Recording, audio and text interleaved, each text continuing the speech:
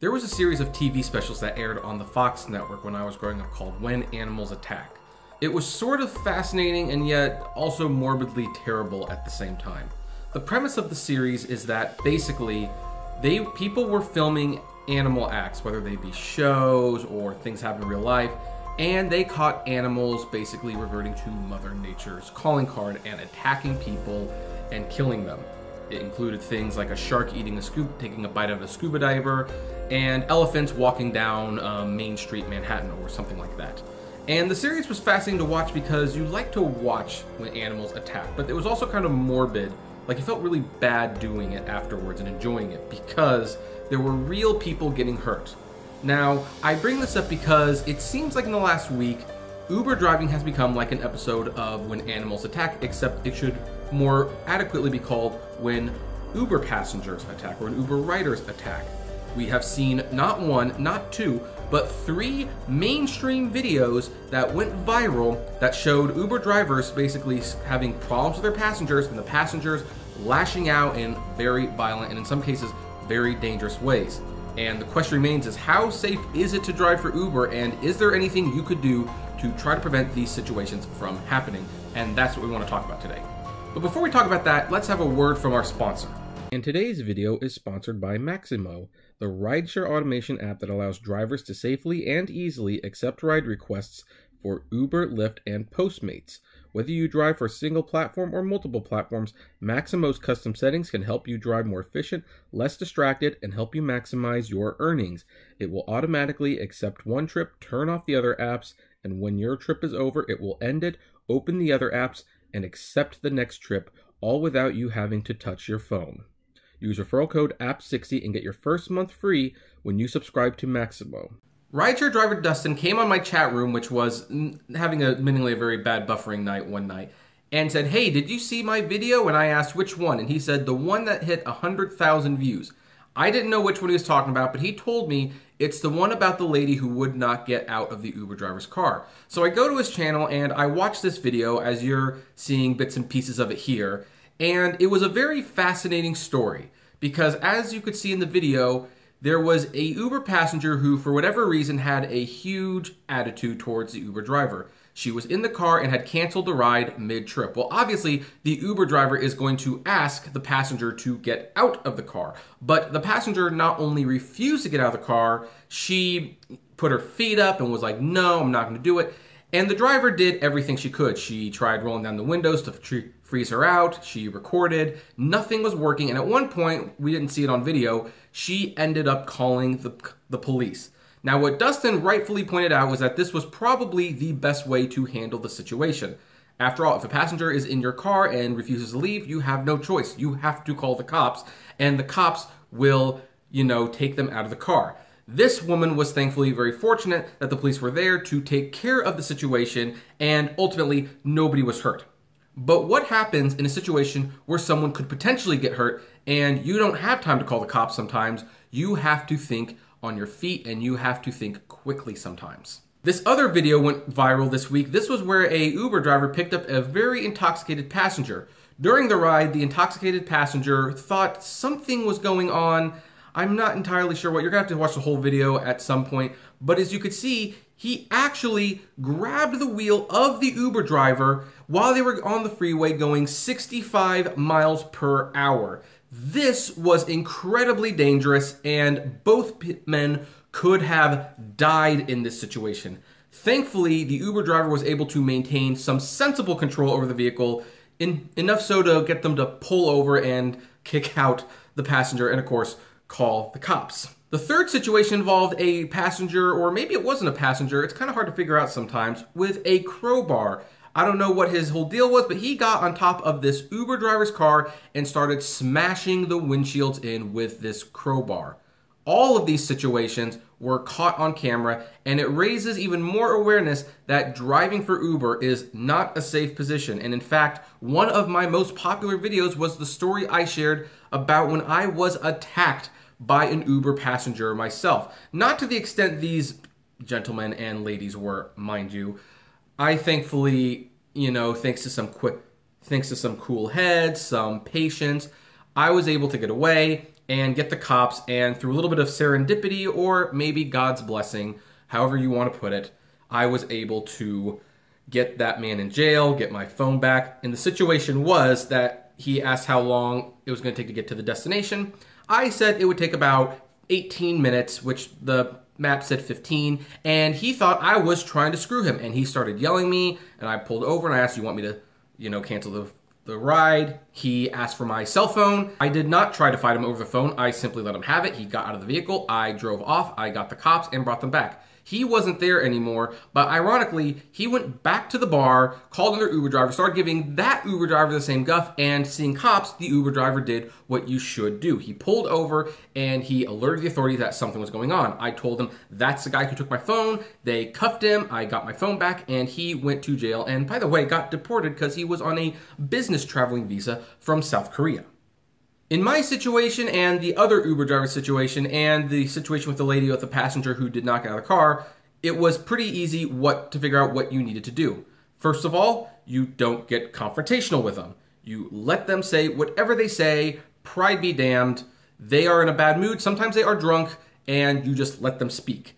And the second thing we all did was we got out of the car as soon as possible. It has been said, if you feel threatened for your life, get out of your car, leave the vehicle. That's a hard thing to hear, but sometimes you have to do it. And then the third thing, if you can, get the authorities involved. There was even another situation where I had picked up a passenger. I didn't know where he wanted to go, and he could not tell me, he was so drunk. I basically drove until I saw a police officer, honked on the horn several times, and told the police officer what was happening, and the police officer took this gentleman off my hands, and I assume got him home safely. But what if you're in a situation where your wheel is grabbed, or someone starts smashing your car with a crowbar? What do you do at that point? Unless the authorities are around to help you at that moment in time, you are on your own, and that is a very, very scary thing to have to contemplate. In each situation, there's really no surefire solution because in the case of the guy whose wheel was grabbed, he was caught completely off guard. In terms of the guy who smashed the window, well, he was also completely caught off guard. But here's the thing, in both situations, the men kept their cool, did whatever they could to regain control of the situation, and once they did, they either left or they got the passenger out of the vehicle.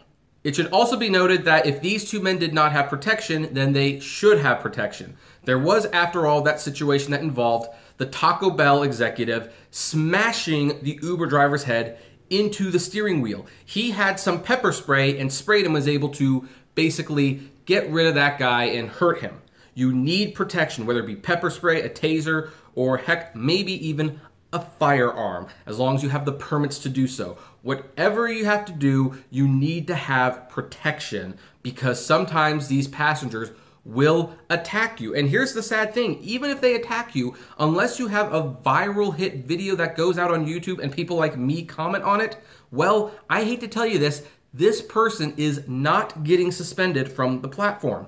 If you want proof, ask Dark Road Run. He shared a video a few months ago about how he picked up some passengers and the passenger in the front actually assaulted him. He reported to Uber and Uber did nothing about it. Uber does not care about you. You cannot expect them to. You would hope that Uber would care about drivers. After all, they are the most important part of the company. They are the lifeblood of the company. We are even their customers. So you would think Uber would care about their customers, about their partners, and about the lifeblood that keeps their company going. But the simple fact of the matter is they do not. In fact, I don't even think they care that much when someone dies on an Uber ride. As long as they're collecting their 50% per ride, they are happy.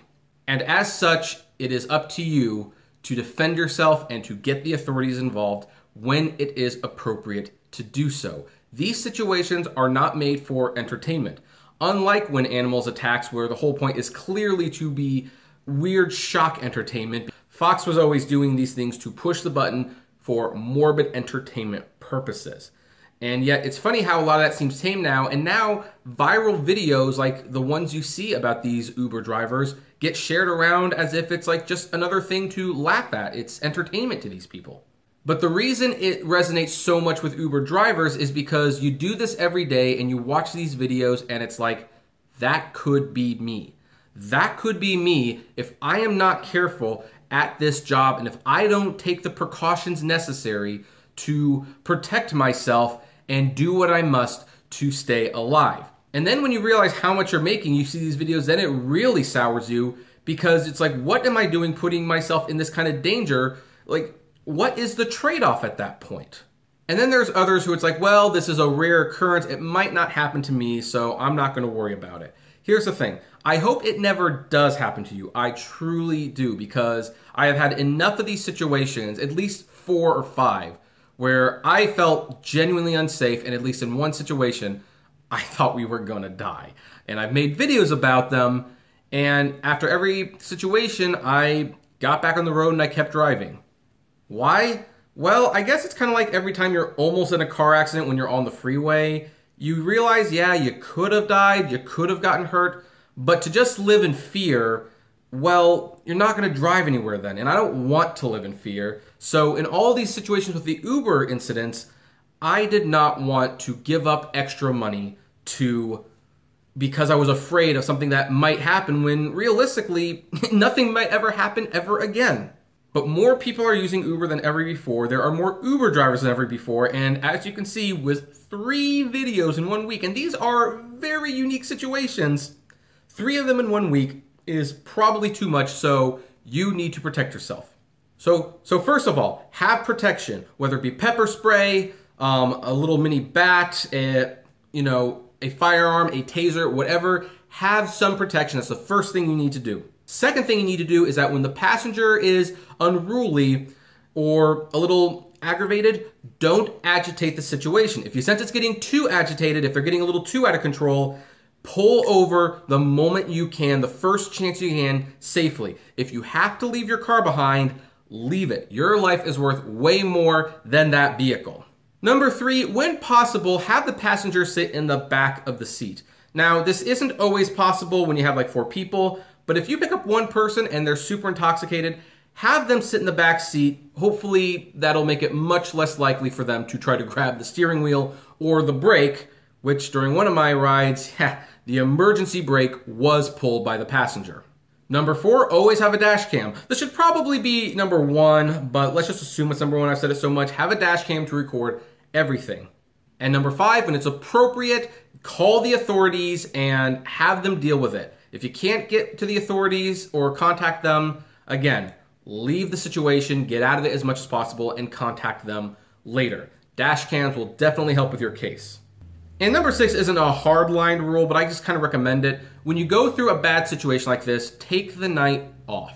Take the night off, maybe the next day, regain your composure, and then get back to driving. Because the thing is, these situations are going to be rare. You'd have to be just a very unfortunate person to get like 2 of these situations in the same week. So keep in mind, these are still like an anomaly out there. We're talking about 3 rides out of some 2 million that were taken last week. It's not a frequent occurrence, so don't let these videos scare you too much. But with that, I want to pass the question off to you. Have you ever been in any of these situations? What was it like? What did you do? I would love to hear. Comment below, like, favorite, share, subscribe. If you enjoy my videos, consider becoming a Patreon member. It's totally optional, but even as little as $1 a month goes a long way to helping the channel run smoothly, and you get access to my Patrons only blog. And as always, fillet responsibly. Have a good one.